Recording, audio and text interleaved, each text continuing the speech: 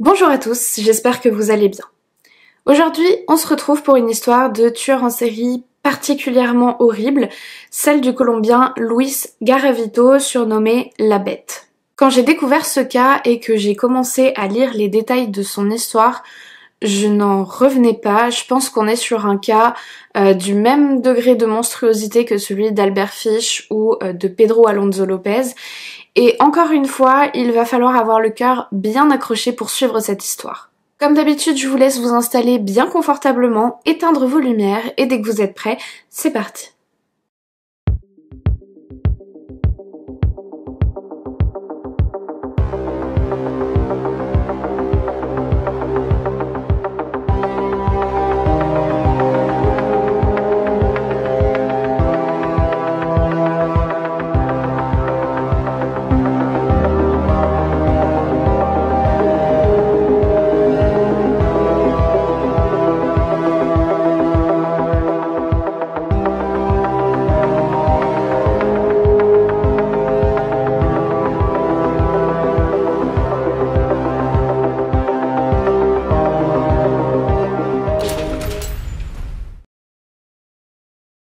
Luis Garavito est né le 25 janvier 1957 à Génova, en Colombie. Il était l'aîné de la famille et avait 3 petits frères et 3 petites sœurs. Les parents de Louis étaient tous les deux des personnes très violentes avec leurs enfants. La mère, Rosa, avait un tempérament explosif et elle ne s'occupait que très peu d'eux. Le père Manuel était un alcoolique, il était abusif avec sa famille, il frappait ses enfants mais aussi les agressait sexuellement. Luis a vraiment eu une enfance extrêmement malheureuse dans la pauvreté et les abus. À environ 6 ans, il tente de s'interposer alors que Manuel Barroza, qui est enceinte, pour le punir, son père l'attache au tronc d'un arbre et le frappe longuement avec une branche. La nuit, alors qu'il dort dans le même lit que son père, Luis est attouché à plusieurs reprises. Si à la maison, la vie est un véritable enfer pour Luis, les choses ne se passent malheureusement pas mieux pour lui à l'école. Il est notamment victime d'harcèlement de la part de ses camarades qui le surnomment Gribouillis. Luis est isolé, il se replie sur lui-même, il est en général très timide, même s'il lui arrive parfois d'avoir des explosions de colère. Les professeurs sont, eux, témoins de ce que font subir les enfants à Luis, mais ils n'interviennent pas. Arrivé à 11 ans, Manuel Garavito interdit à son fils de retourner à l'école et lui demande de commencer à travailler pour aider aux besoins de la famille. Puis entre ses 12 et 14 ans, le petit garçon va subir à de nombreuses reprises des agressions sexuelles de la part d'un voisin et ami de son père. Ces attouchements et ces viols s'accompagnent en plus d'actes de torture. L'homme le bat, il s'amuse à le brûler avec une bougie ou encore à le mutiler avec des lames de rasoir. Ce traumatisme est si violent qu'il va laisser des séquelles à vie à Luis Garavito, qui sera par la suite victime de troubles des fonctions érectiles et incapable d'éjaculer correctement. Toutes ces violences subies durant l'enfance sont importantes parce que on y retrouve déjà les prémices de son futur mode opératoire, mais aussi et surtout parce que ça nous donne des clés pour comprendre pourquoi par la suite Garavito va lui aussi devenir un bourreau pour d'autres enfants. Arrivé à un certain âge, ce sera sa façon d'inverser les rôles, de ne plus être une victime en faisant subir à plus faible que lui ce qu'il a dû endurer pendant des années. Ce sont d'abord les frères et sœurs de Luis qui seront ses premières victimes dès qu'il atteint l'adolescence. Comme ils dormaient tous ensemble dans le même lit, il se met la nuit à les déshabiller et à leur faire subir des attouchements. Puis il s'en prend à des petits garçons de son voisinage et à l'âge de 15 ans, il commence à boire et tombe dans l'alcoolisme. Sa famille le rejette pour ses comportements homosexuels et vous noterez que ce qui les dérange visiblement, c'est pas le fait qu'il agresse sexuellement des enfants, mais que ce soit des garçons. Est-ce vraiment étonnant de la part d'une famille aussi horrible? Pas vraiment. Luis continue sa vie en solitaire, il enchaîne plusieurs petits boulots, mais là encore, ses comportements très agressifs posent problème et il est viré à plusieurs reprises. À partir de cette période, Luis Garavito va avoir plusieurs relations plus ou moins longues avec des femmes cette fois-ci, mais pour autant, il n'a pas de relation sexuelle avec elles, puisque, vous avez bien compris, c'est pas ça qui l'intéresse. Il semble quand même capable de tomber amoureux d'elle, en tout cas c'est ce qu'il a dit plus tard, mais les relations restent toujours platoniques. Sa personnalité est alors assez ambivalente. Les quelques amis et petites copines qu'il a le décrivent comme une personne capable de se montrer attentionné, du moins quand il est sobre, mais qui a tendance à s'emporter et à devenir violent dès qu'il boit de l'alcool, ce qui arrive souvent. Dans les années 70 et 80, Luis Garavito s'enfonce de plus en plus dans la dépression et la psychose. Il continue à agresser sexuellement des enfants, garçons comme filles, tandis que d'un autre côté, il exprime son envie de retrouver une forme de stabilité et de fonder une famille. Comme on va le voir, ce qui est assez spécifique au cas de ce criminel, c'est son ambivalence extrême, comme s'il était tiraillé entre son désir d'être une personne normale et morale en tout cas, et d'un autre côté, ses pulsions extrêmement agressives. En 1979, il décroche un travail dans une boulangerie, mais il est bien vite viré après une altercation avec ses collègues. Garavito est de plus en plus dépressif et fait une tentative de suicide cette année-là. Il rencontre alors un psychiatre auquel il cache ses tendances pédophiles et son incapacité à coucher avec des femmes adultes. Pendant des semaines, voire des mois, il semble tenter de se reprendre en main en allant en consultation avec ce psychiatre et en assistant à des réunions des alcooliques anonymes, sauf que ces séances se déroulent près de Valencia Park, un quartier réputé pour la prostitution infantile, et donc, encore une fois, il a des comportements opposés entre sa pédocriminalité et ses tentatives de se reprendre en main. En 1980, Luis Garavito se met en couple avec une femme dénommée Claudia, mais sans surprise, il est incapable d'avoir du désir pour elle et continue à chercher des enfants à agresser. Il passe d'ailleurs un nouveau cap dans la violence puisqu'en plus de les violer, il commence à torturer ses victimes avec le même mode opératoire que celui que l'ami de son père avait lorsque il était petit, rappelez-vous, des coups, des brûlures et des entailles au niveau des organes génitaux. On voit bien ici que le traumatisme de son enfance ressurgit et s'exprime d'une façon totalement dysfonctionnelle puisque il rejoue l'acte du trauma, mais cette fois il se met dans la position dominante du bourreau comme pour réparer, avec des très gros guillemets, ses blessures infantiles. D'ailleurs, pour certains psys, ces comportements d'agression et ensuite plus tard ces meurtres, c'est l'acte symbolique de tuer l'enfant blessé et traumatisé qu'il était lui-même par le passé. Mais comme on le verra, ce n'est évidemment pas du tout efficace puisqu'il va continuer et il n'en aura jamais assez. Et puis il va aussi développer de nouveaux intérêts malsains. D'abord, il se plonge dans la branche ésotérique, il s'intéresse à la divination par le tarot et les lignes de la main, mais aussi au satanisme, un sujet sur lequel il lit pas mal. Et puis, il découvre aussi une biographie d'Adolf Hitler, et là, c'est une sorte de révélation pour lui. Il est complètement fasciné par la figure du dictateur, par les camps de concentration et aussi surtout par les charniers. Il me semble que c'est là la naissance pour lui d'une nouvelle obsession puisque on va voir que par la suite, il va lui aussi créer ses propres charniers où il entassera les corps de ses propres victimes et qu'il en tirera visiblement une grande satisfaction sexuelle. Donc c'est vraiment une déviance pulsionnelle et sexuelle très macabre et spécifique qui se développe en lui. À la même période et toujours dans le même type de fantasme, il va aussi se prendre de passion pour les tueries de masse et il se met à rêver de posséder une arme automatique pour assassiner toute sa famille, tous ses proches, puis se suicider.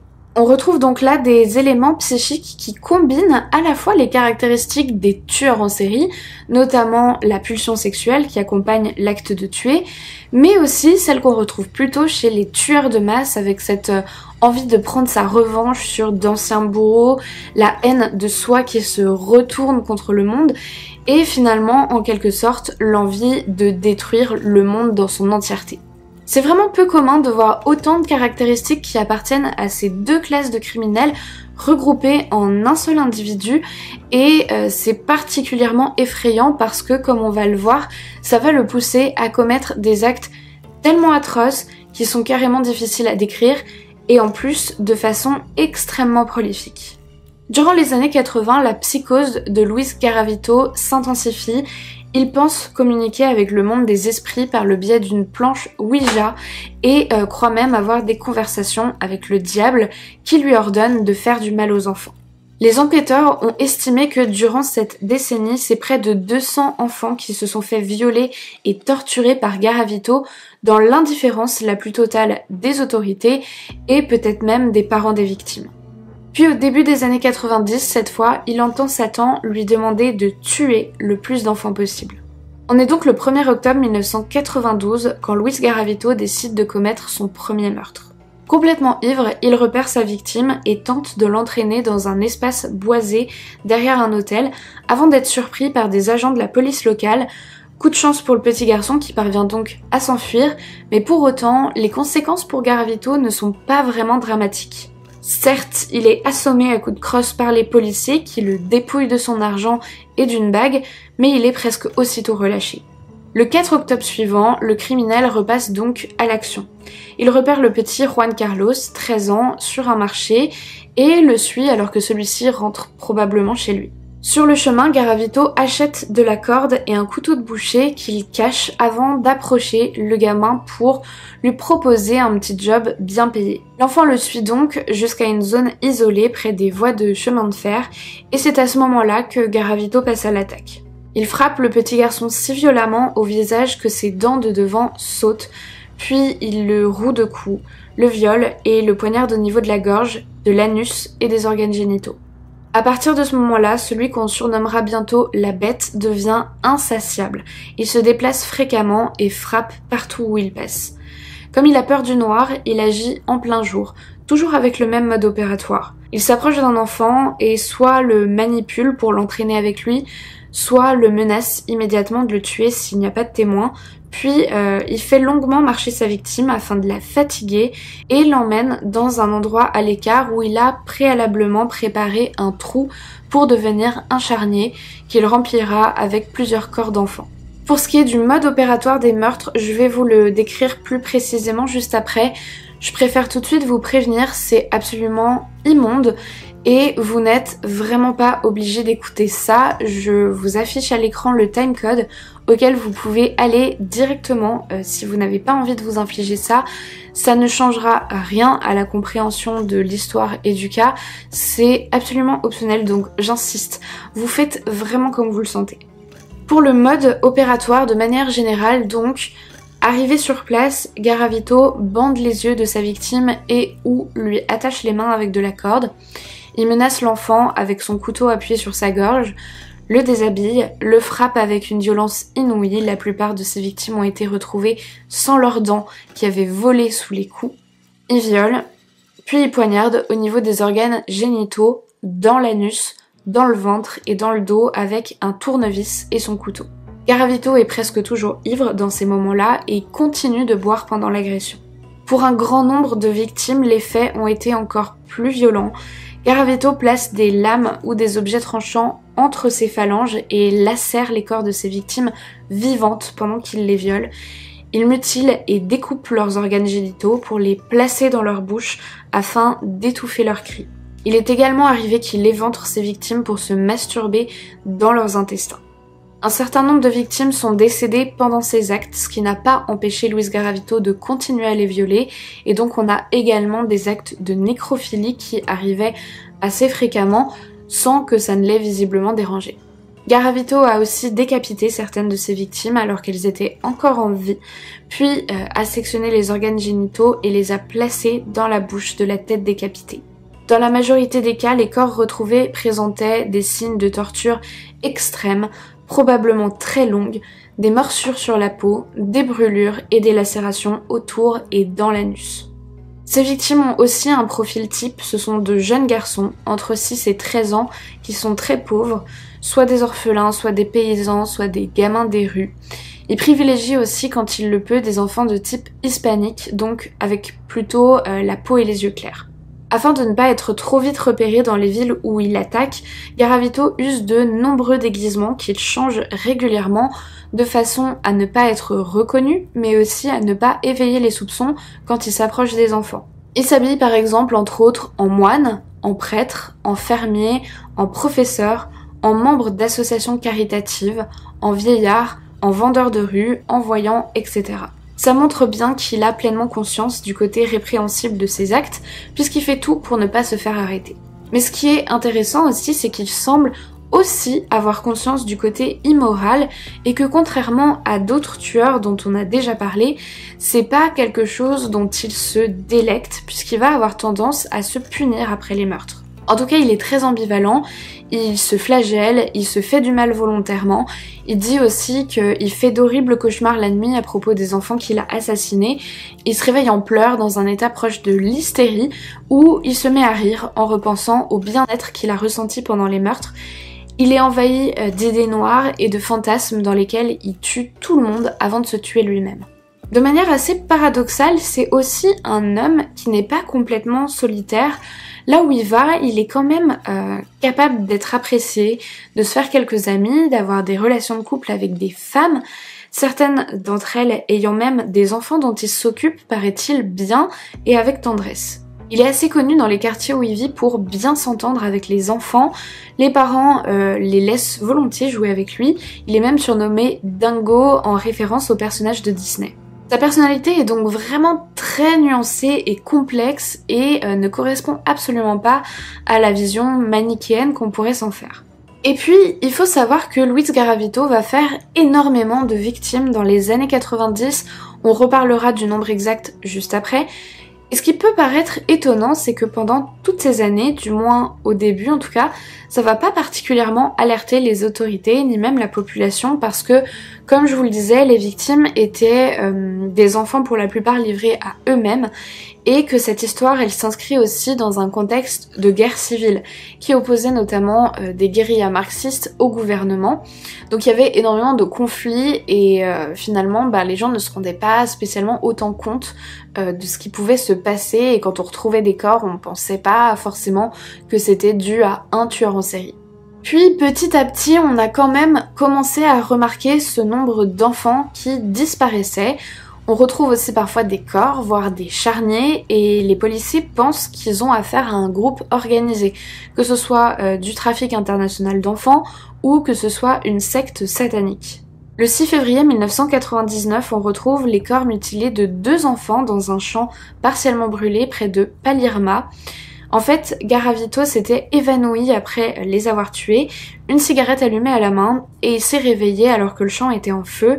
Il a lui-même été partiellement brûlé et a fui la scène en laissant derrière lui plusieurs de ses affaires. Les enquêteurs retrouvent donc ses chaussures, ses lunettes, ainsi qu'un papier sur lequel figure l'adresse de sa petite amie de l'époque. Ils se rendent donc chez cette femme qui leur dit qu'elle n'a pas vu Garavito depuis des mois déjà, mais elle leur donne une valise contenant des affaires de son ex, avec notamment un carnet qui contient une liste de ses victimes classées par date, avec leurs noms, les lieux et même assez souvent des photos des enfants qu'il a découpés dans leur papier d'identité et conservés soigneusement dans ce cahier. Le 22 avril 1999, Luis Garavito est arrêté par la police après qu'un sans-abri l'ait vu tenter d'enlever un garçon de 12 ans puis de le violer. Garavito ne donne pas sa véritable identité lorsqu'il est arrêté, il se fait passer pour un politicien et ça va prendre un petit peu de temps avant que les enquêteurs découvrent qui il est véritablement. En interrogatoire, Garavito tente de nier les faits, mais il éclate en sanglots quand les policiers lui décrivent l'état des corps qu'ils ont retrouvés. Et puis, il y a énormément d'éléments qui sont contre lui, le carnet retrouvé dans ses affaires bien sûr, ses chaussures et ses lunettes découvertes sur la scène de crime. Et ça a été assez facile de prouver que c'était bien ses affaires parce que l'usure des semelles de ses chaussures, elles ont montré que l'individu qui les portait boitait, tout comme Garavito, et les verres de ses montures, elles étaient vraiment pile adaptées à sa vue, qui pourtant avait un trouble assez peu courant. Et puis finalement son ADN qui correspondait à celui retrouvé sur plusieurs scènes de crime.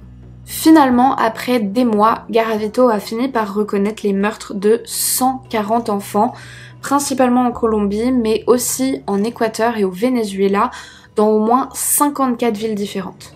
Sur la base d'indications qu'il a données, on a pu retrouver beaucoup de corps qu'il avait placés dans des charniers et enterrés, ce qui confirme le nombre de ses victimes.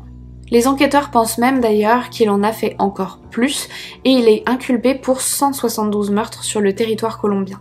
Garavito est jugé et reconnu coupable pour 138 meurtres sur les 172, faute de preuves matérielles suffisantes pour les derniers restants, et il reçoit la peine record de 1853 années de prison, la peine la plus longue jamais rendue en Colombie. Sauf que, je crois que je vous l'avais déjà dit quand on avait parlé de Pedro Alonso Lopez, les lois colombiennes ne permettent pas l'application de telles peines d'emprisonnement qui sont plafonnées à 40 ans maximum et là où la peine de mort est interdite. Ce sont des mesures qui ont été prises initialement pour combattre la corruption et éviter que des opposants politiques ne soient éliminés de cette manière par exemple. Et puis vous n'êtes pas au bout de vos surprises parce qu'en plus de tout ça, étant donné qu'on a considéré que Garavito avait coopéré avec la police en l'aidant à retrouver des corps, sa peine a été réduite à 22 ans d'emprisonnement. Par conséquent, Luis Garavito, qui est actuellement âgé de 65 ans, devrait pouvoir demander une libération conditionnelle dès l'année prochaine, en 2023. Actuellement, Garavito se trouve toujours en détention dans la prison de haute sécurité de Valledupar, où il a été placé pour sa propre sécurité en isolement loin des autres détenus parce que, évidemment, s'il croisait d'autres prisonniers, il serait probablement instantanément tué.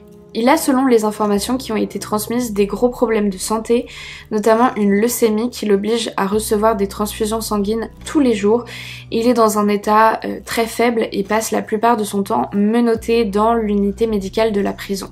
En juin 2006, Garavito a été interviewé par un célèbre journaliste colombien en prison.